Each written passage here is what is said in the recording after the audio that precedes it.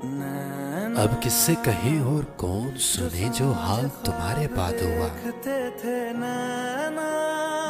इस दिल की झील सी आंखों में एक ख्वाब बहुत बर्बाद हुआ।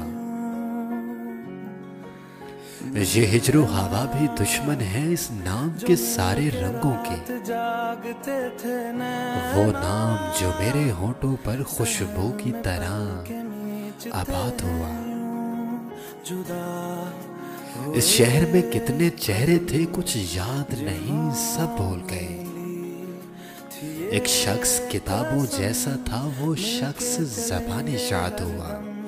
अब बांटते हैं ये गम भीगे नैना जो वो अपने गांव की गलियां थी, दिल जिनमें नाचता गाता था।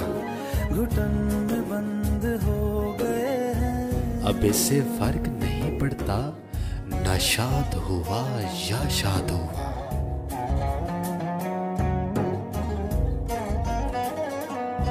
बेनाम सताइश रहती थी इन गहरी सांवली आंखों में। बेनाम सताइश रहती थी इन गहरी सांवली आंखों में। ऐसा तो कभी सोचा भी ना था, दिल अब जितना बेदाद हुआ।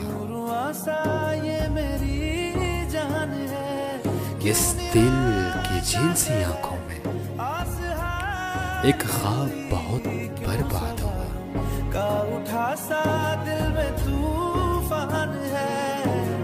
नैना थे आसमान के सितारे नैना